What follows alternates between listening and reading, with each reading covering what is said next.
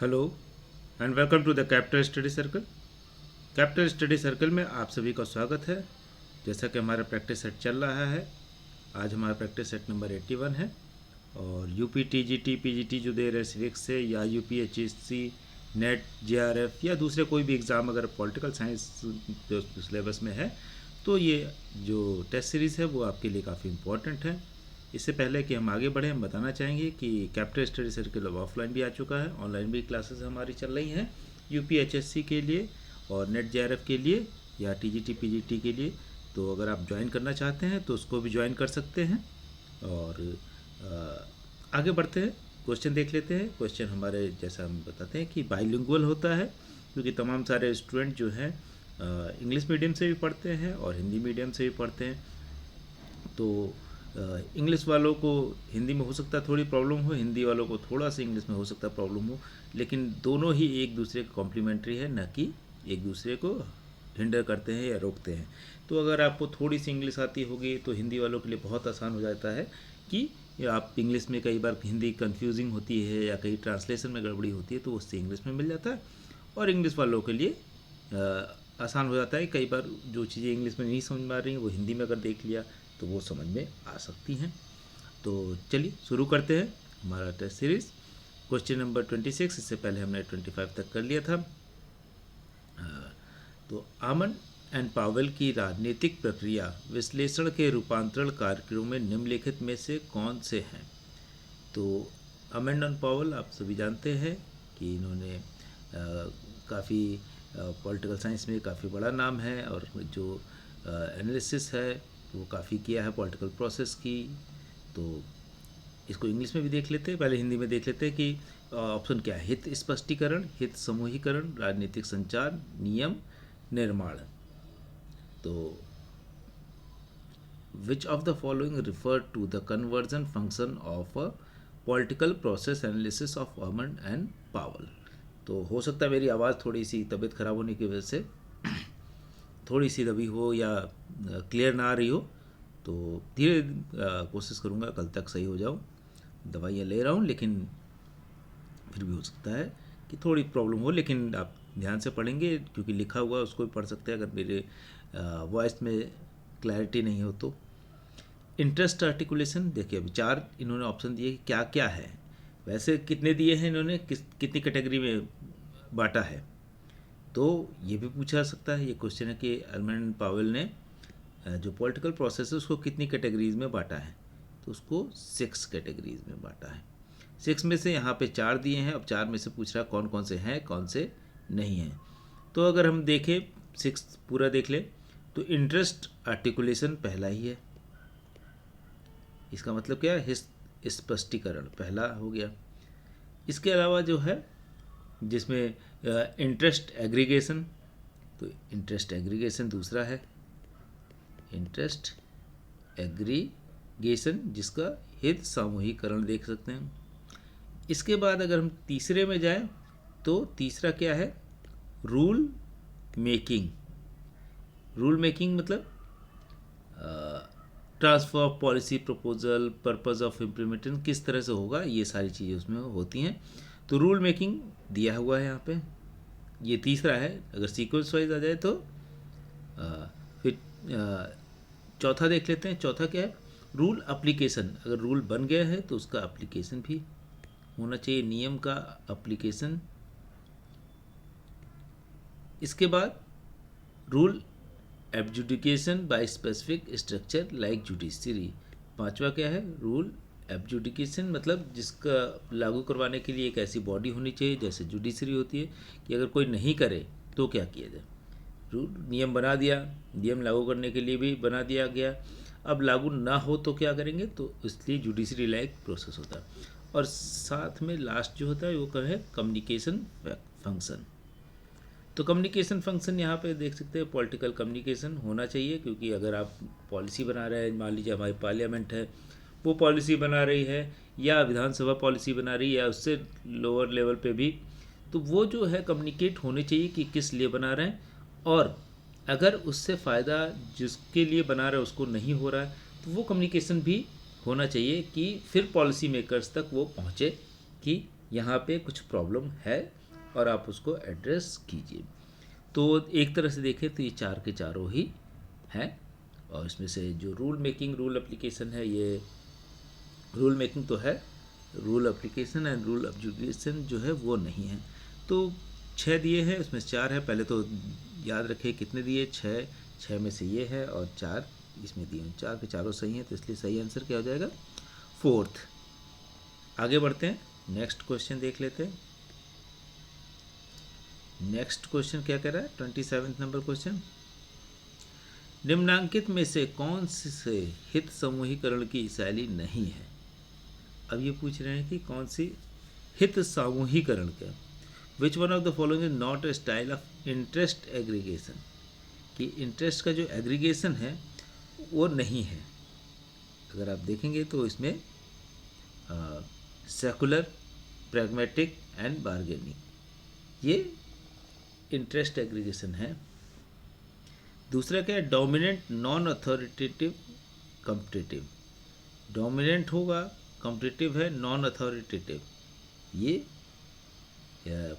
नहीं हो सकता कि डोमिनेंट भी है और ये dominant, non authoritative and competitive होगा, तो इसमें इंटरेस्ट एग्रीगेशन नहीं होगा। एब्सोल्यूट वैल्यू ओरिएंटेड ये होगा। आइडियोलॉजिकल, पर्टिकुलरिस्टिक और ट्रेडिशनल, ये भी सही है। तो कौन सा गलत है, सेकंड गलत है, अधिशासी, अनाधिकारिक, प्रतिद्वंदात्मक। आगे बढ़ जाते हैं, 27 के बाद 28 देख लेते हैं। यस, 28 नंबर क्वेश्चन क्या कह रहा है, निम्नांकित में से आमंड पावेल द्वारा वर्णित कौन सी राजनीतिक व्यवस्था संरचनात्मक विभेदीकरण और सांस्कृतिक लौकीकरण के स्तर के अनुसार सही है। तो फिर से क्वेश्चन डिफिकल्ट थोड़ा सा। Which of the following political systems are correct according to the degree of structural differentiation and cultural secularisation as described by Almond and Powell. तो प्रिमिटिव सिस्टम्स, आदिम व्यवस्थाएं, आवर्तक राजनीति संरचनाएं, मतलब प्रिमिटिव सिस्टम में इंटरमीडिएट पॉलिटिकल स्ट्रक्चर थे। परंपरागत व्यवस्थाएं जो हैं, विभेदीकृत शासकीय राजनीतिक व्यवस्थाएं। ट्रेडिशनल सिस्टम में क्या है, डिफरेंशिएटेड गवर्नमेंटल पॉलिटिकल स्ट्रक्चर। आधुनिक व्यवस्थाएं, विभेदीकृत राजनीतिक आधारित संरचना। मॉडर्न सिस्टम में डिफरेंशिएटेड है पॉलिटिकल इंफ्रास्ट्रक्चर। तो इसका मतलब क्या है कि पॉलिटिकल सिस्टम जो है इंटरमिटेंट है, कि मतलब एक दूसरे में मिला हुआ है, कि जो राजा का मान लीजिए क्लान सिस्टम, प्रिमिटिव का मतलब हो गया आदिम, तो क्लान सिस्टम है, वहाँ पे जो कबीले का सरदार है और वही लड़ने भी जाएगा, वही कहते हैं नियम भी बनाएगा, वही फिर न्याय भी करेगा। तो ऑलमोस्ट सारी पावर एक ही आदमी के पास है। तो इंटरमीडिएट पॉलिटिकल स्ट्रक्चर, क्योंकि वहाँ पे कोई पॉलिटिकल सही से स्ट्रक्चर नहीं है। ट्रेडिशनल सिस्टम में होता है डिफरेंशिएटेड गवर्नमेंटल पॉलिटिकल स्ट्रक्चर। यहाँ पे धीरे धीरे बदल जाती हैं कि पारंपरिक जो थे उसमें अलग अलग चीज़ें होंगी, कि भाई सेनापति भी होगा और न्याय करने के लिए भी लोगों के लिए बहुत सी चीज़ें अभी भी राजा के पास ही होगी, कि कानून बनाना है वो राजा ही बनाएगा। मॉडर्न सिस्टम में क्या हो गया, बिल्कुल अलग कर दिया, कि राष्ट्रपति बना दिया हेड ऑफ द स्टेट, इसके बाद प्रधानमंत्री बनाया जो लॉ बनाने की कोशिश पार्टिसिपेट करता है, लेकिन क्या होता है कलेक्टिवली बनता है लॉ, जो मिनिस्टर्स हैं वो सारे मिला के देन उसको लोकसभा राज्यसभा में पास कराना पड़ता है। तो ये डिफरेंशिएटेड मॉडर्न सिस्टम में है। तो इसका सही आंसर भी यही है, ये तीनों ही सही हैं आमंड एंड पावेल के अकॉर्डिंग। आगे बढ़ते हैं, 28 के बाद 29 पहुंच जाते हैं।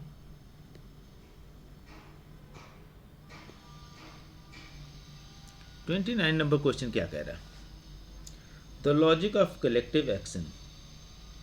The logic of collective action ये पूछा है। Public goods and theory of groups नामक पुस्तक के लेखक कौन है। तो ये अच्छा क्वेश्चन है। द लॉजिक ऑफ, इसमें हमारे पास 4 नाम है। Who is the author of the book logic of collective action, public goods and theory of groups. तो Earl Latham, David Truman, Mancur Olson, Tim Eldridge. तो इसका सही आंसर क्या है? तो ये एक्चुअली कलेक्टिव एक्शन के बारे में इसमें इस बुक में बात की गई है कि किस तरह से बेनिफिट और जो कॉस्ट है किसी को, जो इकोनॉमिक एक्शन है उसके जो बेनिफिट लोगों को दे रहे हैं, उस बेनिफिट का जो कॉस्ट है वो क्या है। तो इसमें प्रॉब्लम क्या है, ये बात करते हैं फ्री राइडर की, जैसे आजकल चीज़ें फ्री में दी जा रही हैं, तो हमेशा से रही हैं, सरकारों का काम ये रहा है देना फ्री। तो वो कहते हैं कि इसमें प्रॉब्लम है इसी चीज़ में, और ये लॉन्ग टर्म में इकोनॉमी को नुकसान पहुंचाता है।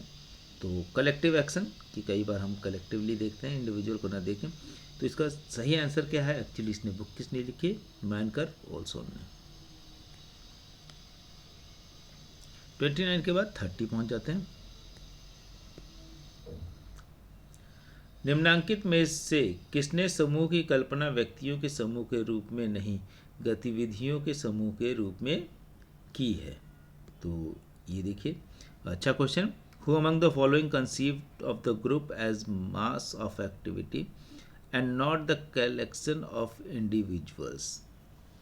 तो ये कौन है? इसमें से हमारे पास नाम है Pareto, Odegaard, Charles Lindblom, Mancur Olson, Arthur Bentley. तो ये जो है इसमें कलेक्टिव एक्शन में देखें तो ये एक फेमस बुक जो है mind and society, the mind and society, the mind and society लिखी गई 1935 में। इसमें क्या बोला जा रहा है कि एक्टिविटी को जो मास की एक्टिविटी से देखें, ना कि कलेक्शन ऑफ इंडिविजुअल्स। सिर्फ जो समूह की कल्पना जो है कि वो क्या काम कर रहा है उससे देखा जाए, कि ना कि इंडिविजुअल्स कौन कौन से जुड़े उससे। तो इसका सही आंसर कौन है? पीटर ओडगार्ड। पीटर ओडगार्ड जो हैं ये इस बुक को लिखते हैं द माइंड एंड सोसाइटी 1935 में। वहाँ ये जो है वो समूह की परिकल्पना जो है वो करते हैं जो एक्शन है उससे, ना कि इंडिविजुअल से, ना कि व्यक्ति से। आगे बढ़ जाते हैं, 31 नंबर देख लेते हैं। निम्नांकित विचारकों में से कौन अभिजन शासन को दो मनोवैज्ञानिक प्रकारों, लोमड़ियों और शेरों के साथ जोड़ता है? तो यहाँ पे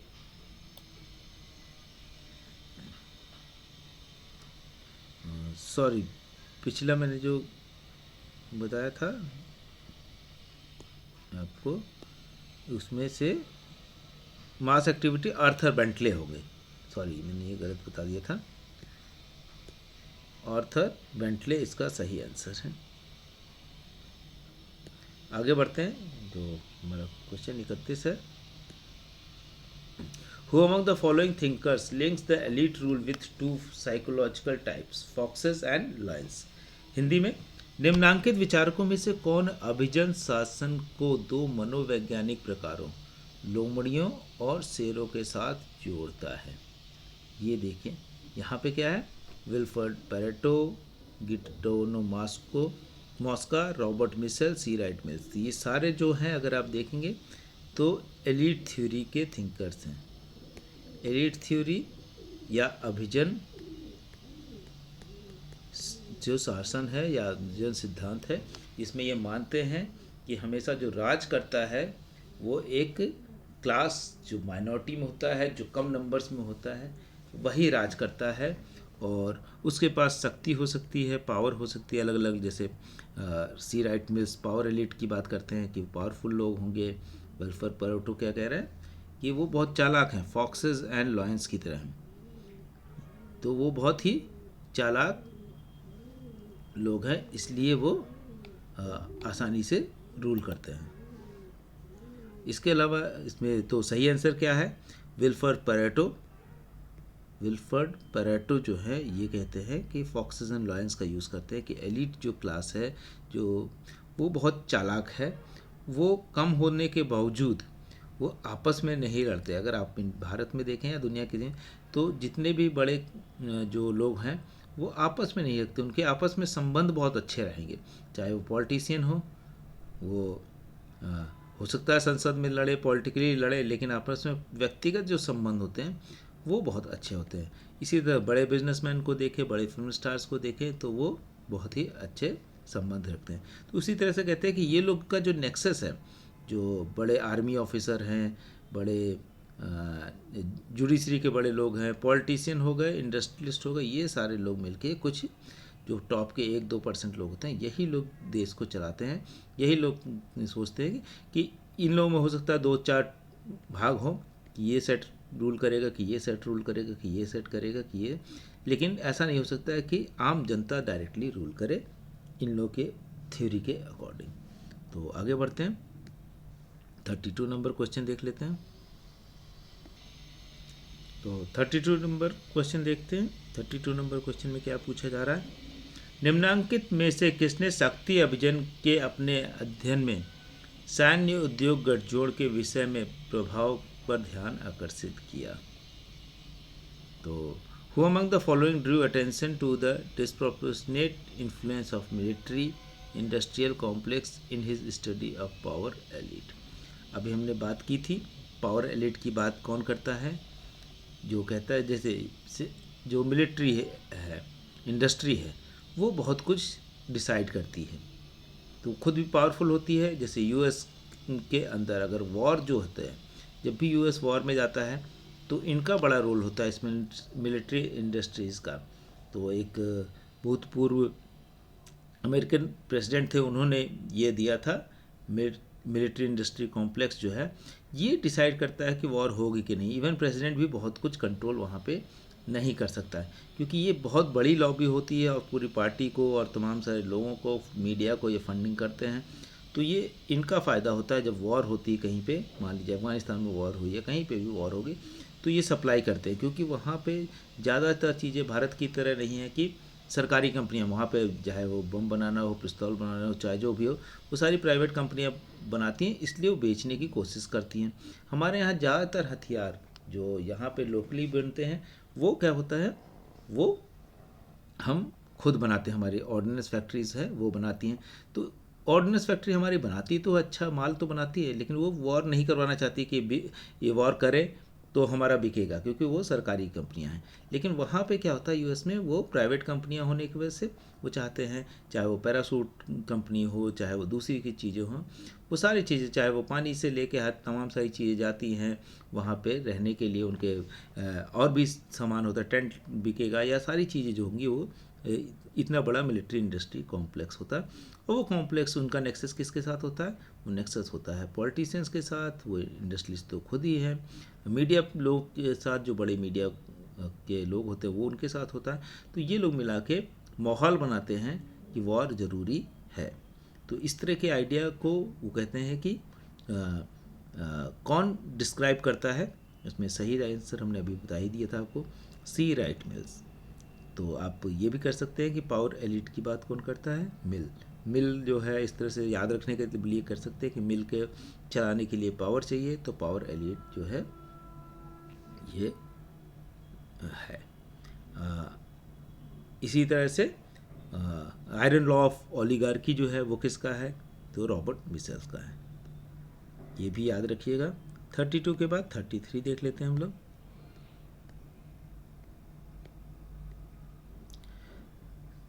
33 तार्किक चयन सिद्धांत मुख्य रूप से संबंध है। The rational choice theory is mainly associated with. तो रैशनल चॉइस थ्योरी कौन लाता है? अगर एक तरह से देखें तो इसको सबसे पहले जो लोग थे उसमें से एडम स्मिथ हैं। और अब ये किस स्कूल से रिलेटेड है?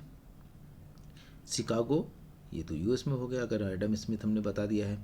फ्रैंकफर्ट जर्मनी हो गया, वियना हो गया स्विट्ज़रलैंड।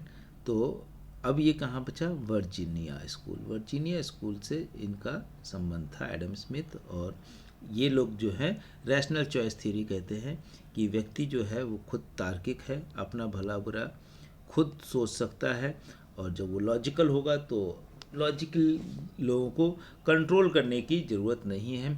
वो कोई नहीं पर मान लीजिए कमाना चाह रहा है इसलिए वो नहीं कमा रहा है, ऐसा नहीं कि उसके पास ऑप्शन नहीं है, उसके पास भी अपने अपने ऑप्शन है। सब लोग अपने सभी लोग अपना जितनी जिसकी रैशनैलिटी है उस हिसाब से लोग मेहनत करेंगे, काम करेंगे। तो ये स्कूल जो है रैशनल चॉइस थ्योरी देता है।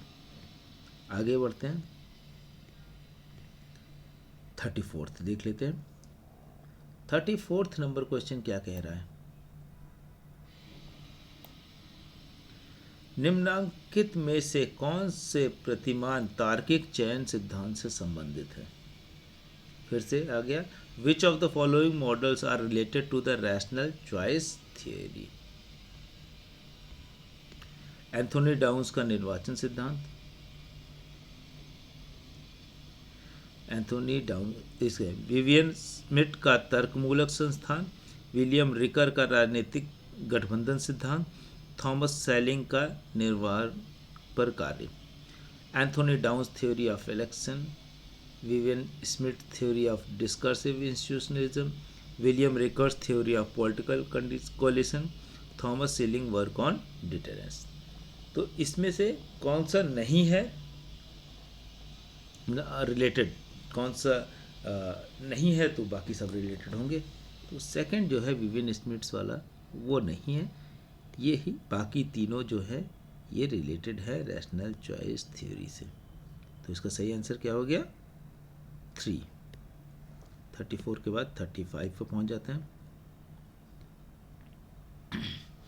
निम्नांकित में से कौन यह तर्क देता है कि राष्ट्र राष्ट्रवाद को नहीं बनाते बल्कि राष्ट्रवाद राष्ट्रों को बनाता है? Who among the following argues that it is not nations that create nationalism but rather that nationalism creates nation? ये राष्ट्र जो है वो राष्ट्र को नहीं राष्ट्रवाद नहीं लाते। किसी आप राष्ट्र में पैदा हो गए तो वहाँ राष्ट्रवाद आपके लिए उसके लिए राष्ट्रवाद होगा, बल्कि राष्ट्रवाद जो है वो फीलिंग अपने आप में राष्ट्र का फॉर्मेशन करती है। राष्ट्र का फॉर्मेशन जैसे स्टेट होता है तो उसको हम राज्य कहते हैं। तो राज्य का मतलब एक पॉलिटिकल इकाई जिसमें अलग अलग हो सकते हैं, और एक राष्ट्र राज्य भी हो सकता है कि अलग अलग भाषाएं हो सकती हैं, अलग अलग संस्कृति हो सकती है। राष्ट्र का मतलब एक जैसी भाषा, एक जैसी संस्कृति, एक जैसा धर्म भी कह सकते हैं। तो ये सब चीज़ें जो एक जैसी होंगी तो उसको हम राष्ट्र कहते हैं। अब भारत में देखें तो कई राष्ट्र हो जाएंगे क्योंकि एक भाषा हमारी नहीं है। यूरोपियन मॉडल को देखें तो वहाँ पे होता है कि जहाँ तक जर्मन बोली जा रही है वो जर्मनी हो गया, स्पेनिश जहाँ बोली जा रही है स्पेन हो गया, फ्रेंच जहाँ बोली जा रही है फ्रांस हो गया, जहाँ पे कोई ग्रीक बोली जा रही है वो ग्रीस हो गया। तो इस तरह से पुर्तगीज़ बोली जा रही है तो वो पुर्तगाल हो गया।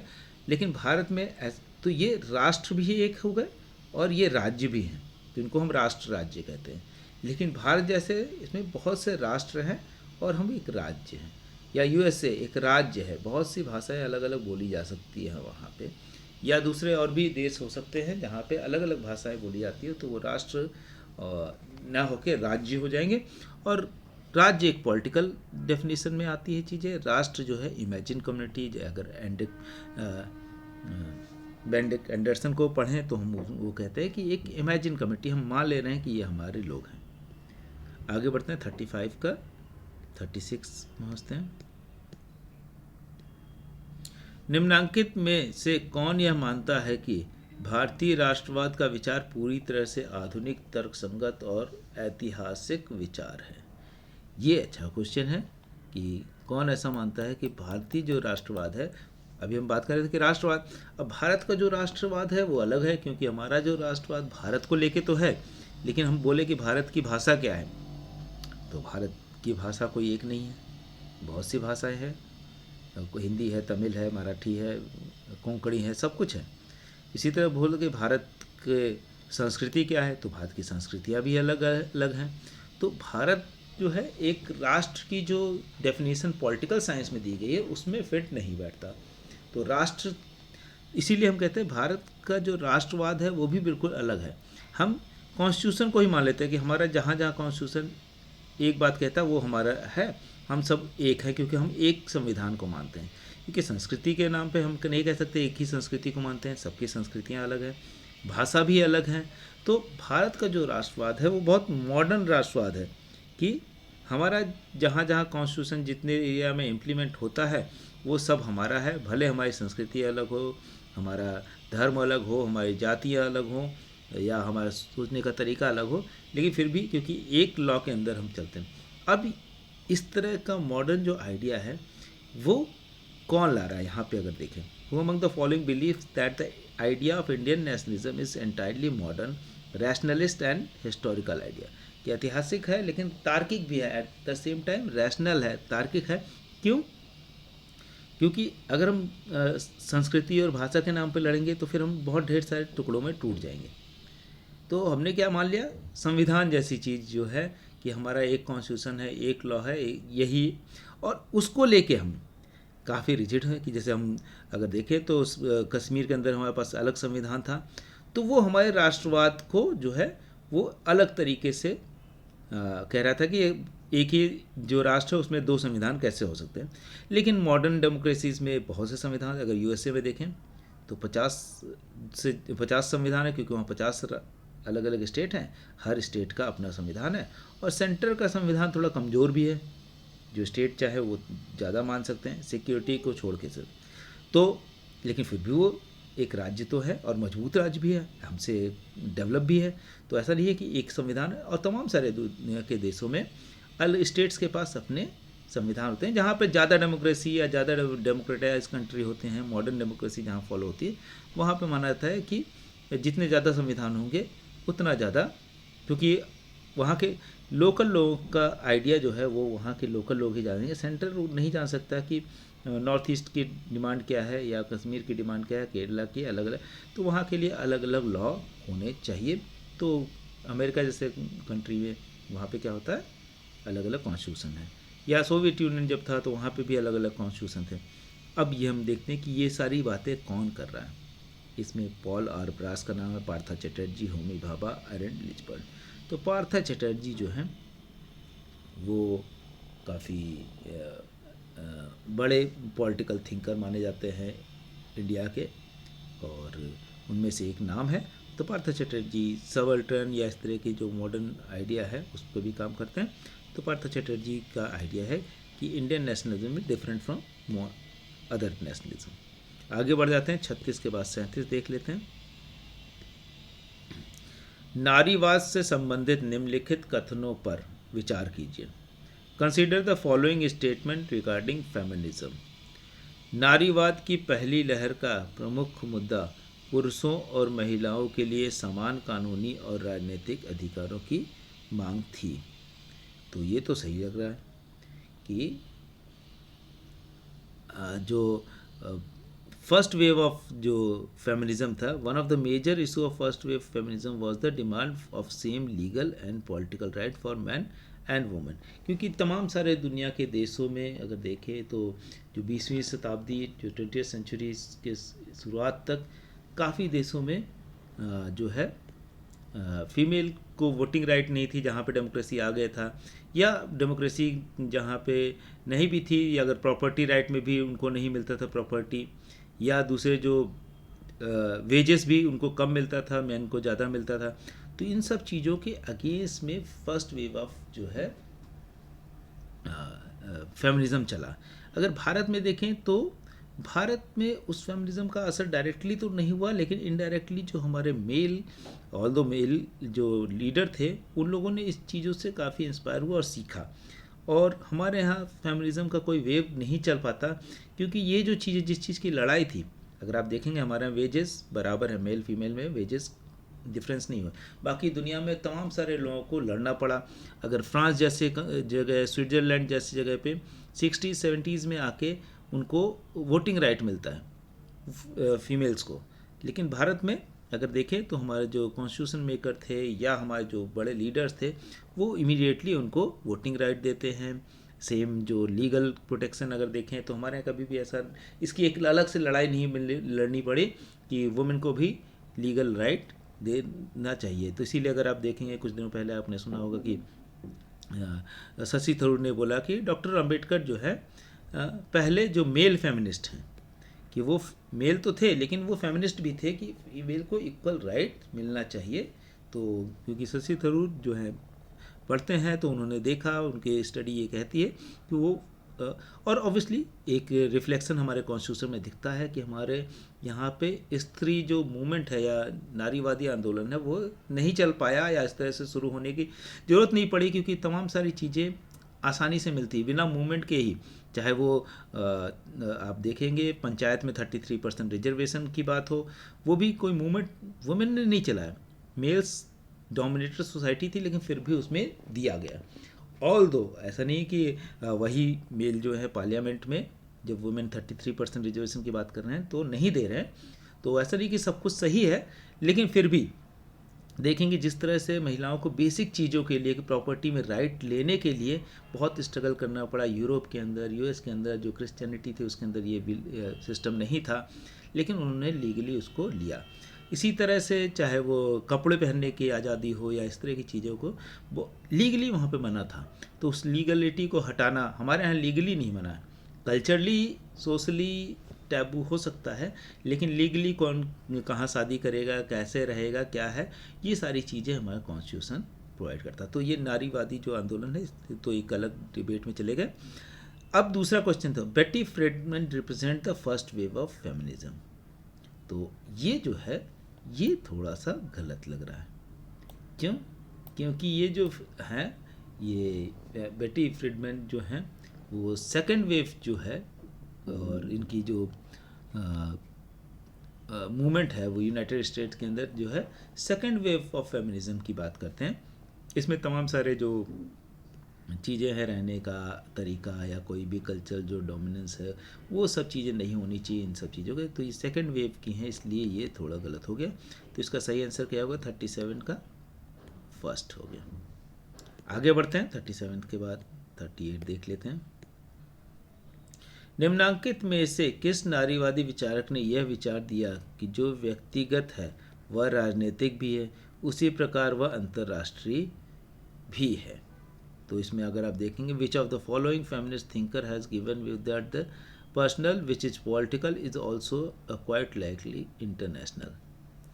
तो हमारे पास जेन बेथक इंस्ले, जैक विट्रू, सिंथिया इनोले, सेंड्रा विटवर्थ। तो इंटरनेशनल रिलेशन में अगर हम देखें तो सबसे बड़ा नाम जो है अगर फीमेल या फेमिनिस्ट जो थिंकर्स हैं उनका आता है तो सिंथिया एनोले का। तो इसका सही आंसर भी यही है।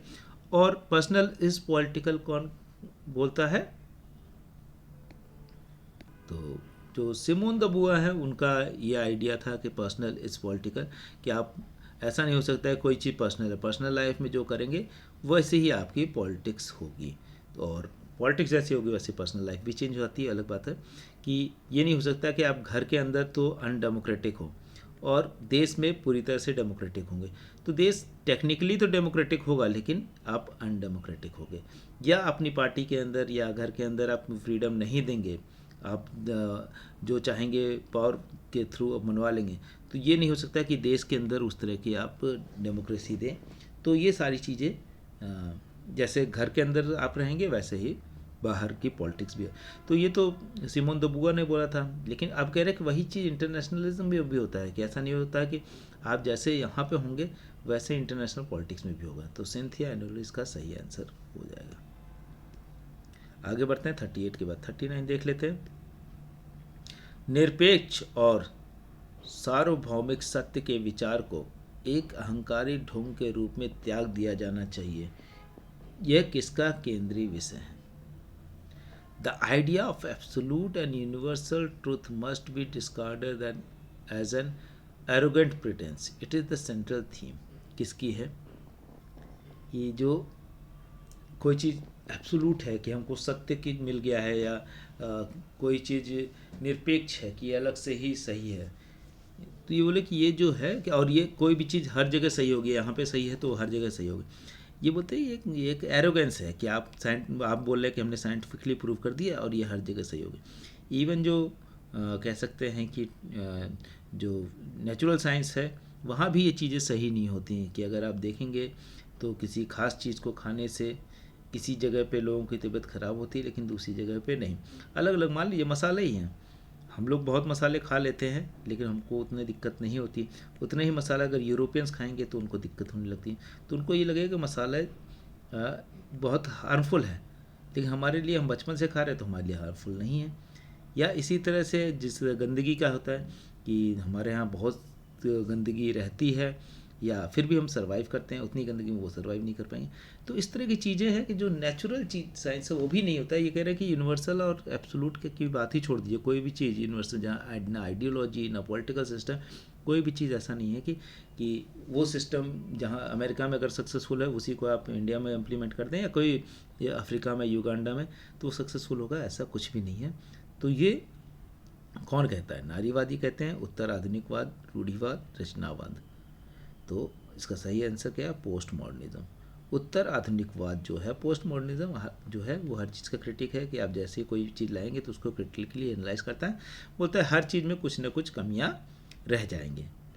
तो इसलिए जैसे मान लीजिए आप कोई सिस्टम चला रहे हैं, यूएस के सिस्टम को भी क्रिटिसाइज़ करेगा, चाइना के सिस्टम को भी क्रिटिसाइज़ करेगा, इंडिया के सिस्टम को भी बोलेगा कि कोई ये डेमोक्रेसी नहीं है, चाइना में कम्युनिज़्म नहीं है सही ढंग का, यूएस में भी डेमोक्रेसी नहीं है, या तो ये सारी चीज़ें पोस्ट मॉडर्निज्म करता है। ऑल्दो पोस्ट मॉडर्निज्म का अपना क्रिटिक जो इनका आलोचना होती है, बोलते हैं कि आप सोल्यूशन नहीं देते, बोले यहाँ पे ये कमी है, यहाँ पे ये कमी है, यहाँ पे ये कमी है, लेकिन सोल्यूशन क्या है वो नहीं देते। ये इनकी भी कह सकते हैं आलोचना होती है।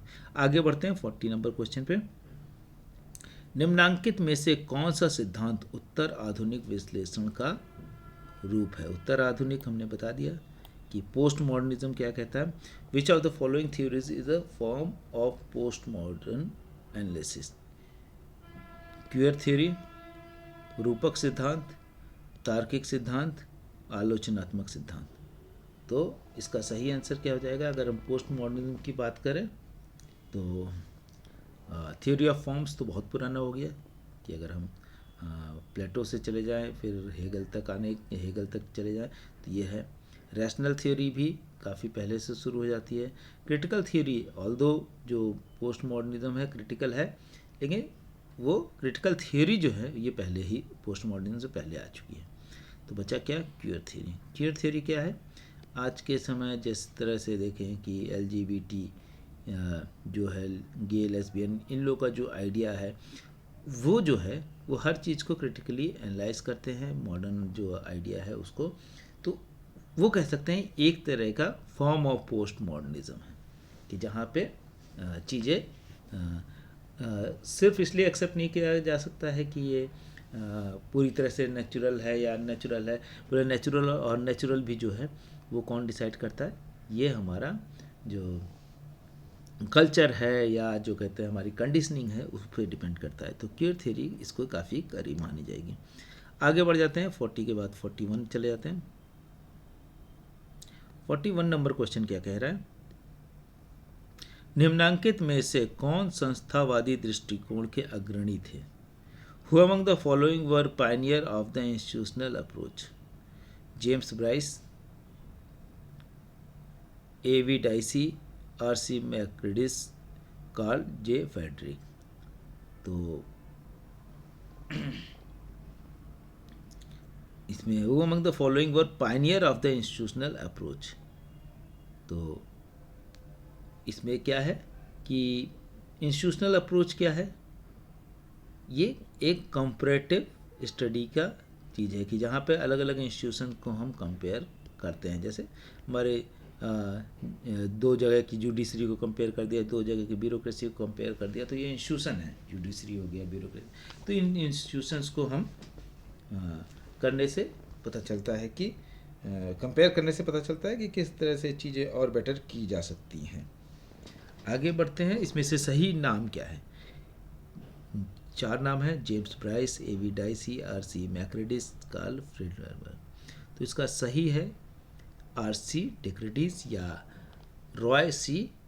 मैक्रेडिस जो है ये है कि इनका जो फील्ड है वो क्या कहते हैं कि बेसिक जो प्रॉब्लम है कंपैरेटिव पॉलिटिक्स की, उसके ऊपर इनका काम है। आगे बढ़ते हैं 41 के बाद 42 नंबर क्वेश्चन क्या कह रहा है? नव संस्थावाद के बारे में निम्नांकित कथनों पर विचार कीजिए। तो मान परक संस्थावाद जेम्स मार्च और जोहान पी ओल्सन के साथ जुड़ा हुआ है। मान परक संस्थावाद संस्थाओं के प्रोत्साहन और विघटन के सामूहिकरण के रूप में ज़्यादा देखता है जो व्यक्तिगत चयन को प्रभावित करते हैं। Consider the following statement regarding new institutionalism. Normative institutionalism is associated with James March and John P. Olson. Normative institutionalism is see institution more as aggregation of incentives and disincentives that influence individual choice. तो इसका सही answer क्या है कि normative institution, normative क्या कहता है, मानपरक। Normative का मतलब होता है कि जो बोले कि क्या होना चाहिए, what should be या क्या होना चाहिए। जैसे कि राज्य को, जैसे प्लेटो कहते हैं कि राजा को फिलोसफर होना चाहिए, या अरिस्टोटल कहते हैं कि कानून के सम्मत से चलना चाहिए।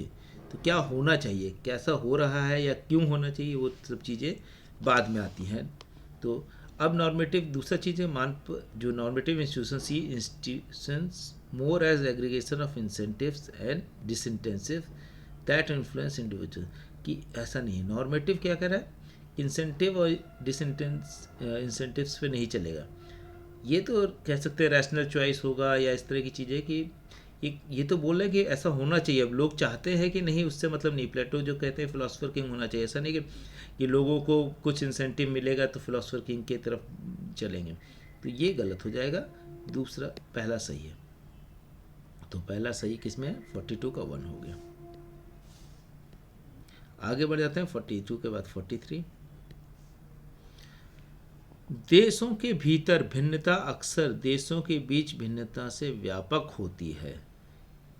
The variation with in the country is often larger than the variation between the country. अगर हम देखें कि तो बात तो सही है कि काफ़ी हद तक अगर हम इंडिया को ही देखें तो दूसरे देशों से भिन्नता तो अलग की बात है, हमारे देश में अपने में ही काफ़ी भिन्नता है। क्यों? The political culture of nation states are not homogeneous, coherent और कॉम्पैक्ट। जो हमारा पॉलिटिकल कल्चर है किसी भी राष्ट्र राज्य का, नॉट होमोजीनियस, ऐसा नहीं कि एक ही जैसा होगा, कोहेरेंट होगा और कॉम्पैक्ट, कि बिल्कुल सबको एक जैसा बनाने की कोशिश हो, ऐसा नहीं होता पॉलिटिकल कल्चर। पॉलिटिकल कल्चर ज़्यादातर देशों का देखते हैं कि अलग अलग सभ्यताओं को अलग अलग तरीके से ट्रीट किया जाता है, उनके लिए अलग अलग कानून में सहूलियत भी दी जाती है। जिस तरह से अगर हम देखें भारत में ही अगर जो सिख कम्युनिटी है उसको फैसिलिटी दी जाती है कि आप टर्बन बांध सके या कटार रख सके, या इसी तरह से अलग अलग कम्युनिटी को, आदिवासी है उनको सहूलियत दी जाती है कि उनकी ज़मीन कोई नहीं खरीद सकता, क्योंकि माना जाता है कि वो लोग उनको बेवकूफ़ बना के उनसे ज़मीन ले लेंगे। या तमाम सारे स्टेट्स में जो SC ST हैं उनकी भी ज़मीन को कोई दूसरा नहीं खरीद सकता, क्योंकि उनको मालूम है कि इनको मुसीबत जल्दी आती है और उस मुसीबत में ये जल्दी से बेच देंगे। तो वो तो अलग अलग तरह से अलग अलग धर्म, जातियों, सभ्यताओं को प्रोटेक्शन दिया जाता है। और इसीलिए तमाम सारे जो देश हैं, जैसे हमने बताया US में, कि वहाँ पे अलग अलग कॉन्स्टिट्यूशन ही बने होते हैं। हमारे यहाँ कॉन्स्टिट्यूशन तो एक ही है, लेकिन वहाँ पे कॉन्स्टिट्यूशन भी अलग अलग स्टेट के अलग अलग होते हैं, क्योंकि अलग अलग लोगों को अलग अलग तरीके से बेनिफिट दिया जाना चाहिए। तो इसमें ये दोनों चीज़ें सही हैं। 43 का 3 हो जाएगा। आगे बढ़ते हैं, 43 के बाद 44 देख लेते हैं। 44 नंबर क्वेश्चन क्या कह रहा है?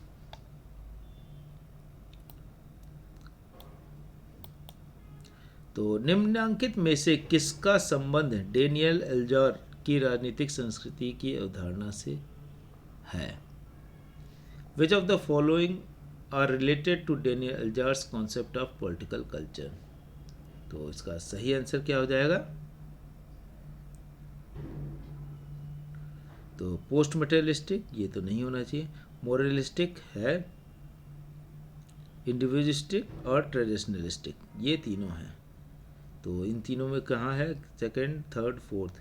सेकंड, ये थर्ड, फोर्थ, ये 3 इसका सही आंसर हो जाएगा।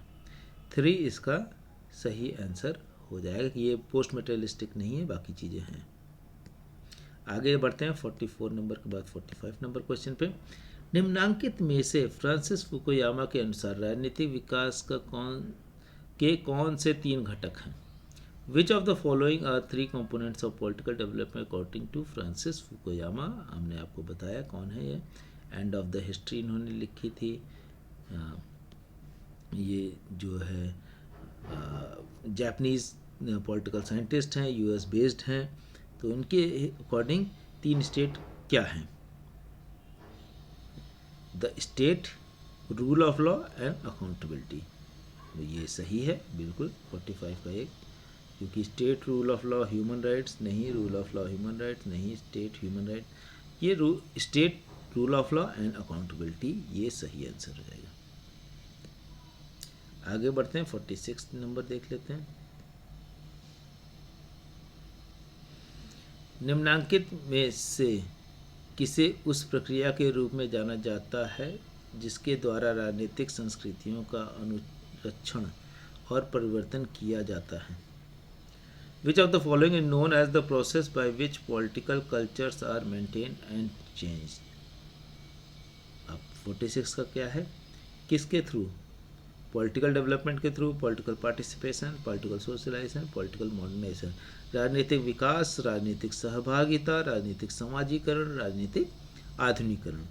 तो इसका सही आंसर क्या है? ऑब्वियसली ज़्यादातर लोग जानते होंगे, पॉलिटिकल सोशलाइजेशन के थ्रू चीज़ें परिवर्तित की जाती है और मेंटेन की जाती है। जैसे हमारे यहाँ अगर हम देखें तो डेमोक्रेटाइज करने का पॉलिटिकल सोशलाइजेशन हो गया है कि सब लोग मान लेते हैं, क्या बड़े से बड़ा आदमी भी अपनी हार मान लेगा कि हम हार गए हैं, ठीक है, वो चीज़ों को एक्सेप्ट कर लेते हैं आसानी से।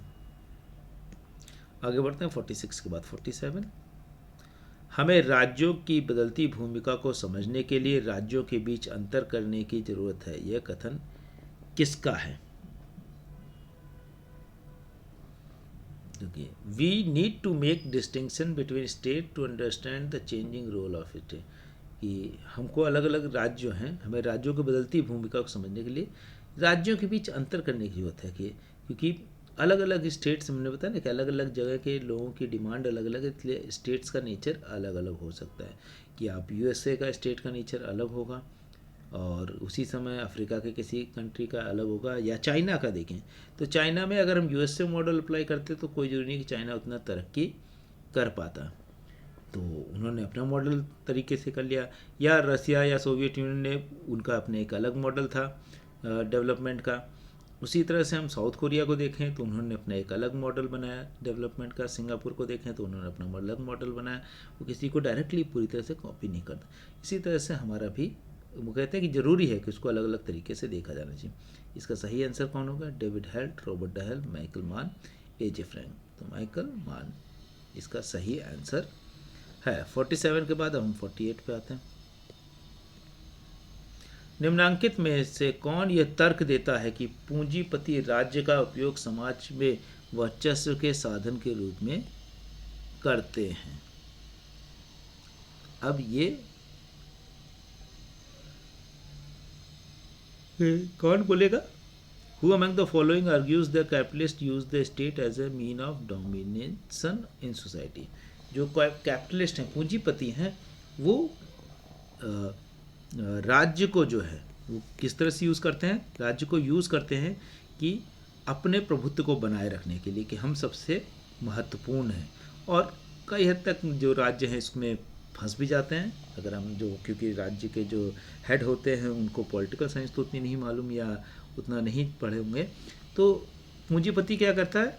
उनको समझाता है कि हम सबसे ज़रूरी लोग हैं।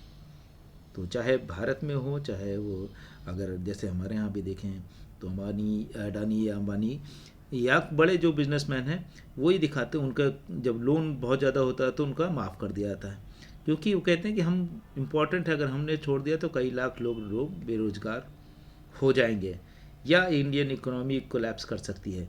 तो वो अपने प्रभुत्व को अपने पैसे के बल पे बनाए रखते हैं। यूएस में भी यही होता है कि अगर देखें तो जब कंपनियां बैंकरप्ट हो जाती हैं, पहले तो फ्री मार्केट की बात करते हैं कि स्टेट इंटरफेयर ना करे, ज़्यादा कानून ना बनाए हमारे लिए, लेकिन जब वो खुद ही बैंकरप्ट होते हैं तो कहते हैं कि अगर हमको बेल आउट नहीं मिला तो इतने लाख लोग बेरोजगार हो जाएंगे। तो उसी समय पे क्या गवर्नमेंट ये फोर्स कर सकती है कि इतने लोगों को कम से कम रोज़गार दीजिए? तो वहाँ पे कहते हैं कि नहीं, फोर्स मत कीजिए, हम जितना दे पाएंगे उतना देंगे। तो एक तरफ से जब मदद की ज़रूरत होती है तो सरकारों के पास आते हैं, लेकिन जब प्रॉफिट कमा रहे होते हैं तो सरकारों की वो कोई बात नहीं सुनते। अब ये लेकिन अपने प्रभुत्व को बनाते हैं अपने पैसे के बल पे। तो ये कौन कह रहा है? Ralph Miliband, Pierre Bourdieu, Susan Strange and Theda Skocpol. तो राल्फ मिलबैंड जो है ये एक सोशियोलॉजिस्ट है, ब्रिटिश सोशियोलॉजिस्ट। इन्होंने काफ़ी काम किया है और मार्क्सिस्ट भी हैं। तो मार्क्सिस्ट सोशियोलॉजिस्ट हैं, आप इसे देख सकते हैं। कैपिटलिस्ट को क्रिटिसिज्म भी कर रहे हैं और वो एक अलग तरीके से एनालाइज कर रहे हैं कैपिटलिज्म को। आगे बढ़ते हैं 49 को। निम्नांकित में से किसने राज्य का वैकल्पिक नव बहुलवाद विचार दिया? Who among the following has given the idea of alternative neo-pluralist theory of state? इनमें से कौन है? इसमें से कई नाम भी दिए हुए हैं। तो 49 का J.K. Galbraith, Charles Lindblom, Wilfred Pareto. किससे है रिलेटेड? ये नहीं हो सकते, ये है एलीट थ्योरी से या अभिजन सिद्धांत से रिलेशन है। तो ये दोनों सही हैं, J.K. गैलब्रेथ और चार्ल्स लिंडब्लोम। इनका क्या है? राज्य का वैकल्पिक नव बहुलवादी विचार दिया कि अल्टरनेटिव नियो प्लूरिस्टिक थ्योरी। कि प्लूरिस्टिक थ्योरी का मतलब है कि राज्य की सत्ता राज्य के अंदर ही नहीं, इसके अलावा भी अलग अलग इंस्टीट्यूशन में है। तो आगे बढ़ते हैं 49 के बाद लास्ट क्वेश्चन। ऐसा राज्य जो आमतौर पर निष्पक्षता, समानता और सामाजिक न्याय जैसे सिद्धांत के अनुसार व्यापक सामाजिक पुनर्गठन के बारे में विचार करने के लिए हस्तक्षेप करता है कहलाता है। अब ये इंग्लिश में देख लेते हैं। A state which intervenes with a view to bringing about broader social restructuring usually in accordance with the principles such as fairness, equality and social justice is known as Weberian state, collectivise state, social democratic state, develop state. तो आजकल के ज़माने में देखें सबसे अधिक इसकी चर्चा होती है वो है सोशल डेमोक्रेटिक या सामाजिक लोकतांत्रिक राज्य, जहाँ पे ऐसा नहीं है कि जो पूंजीवादी जो सिस्टम है या जो कैपिटलिस्ट है उसको फ्री छोड़ा जाए या किसी भी को फ्री छोड़ दिया जाए कि आप जो जितना कमा सकता है उतना कमाएं। यहाँ पे तमाम सारे रिस्ट्रिक्शन लगते हैं, तमाम सारे टैक्सेस लगते हैं और जो अनफेयर मीन्स होता है या वेलफेयर के लिए जैसे कॉरपोरेट सोशल रिस्पॉन्सिबिलिटी होती है CSR कि गवर्नमेंट अप्रोच करती है कि आप अगर प्रॉफिट कमा रहे हैं तो उससे समाज के लिए भी कीजिए, क्योंकि आप प्रॉफिट कहाँ से कमा रहे होंगे?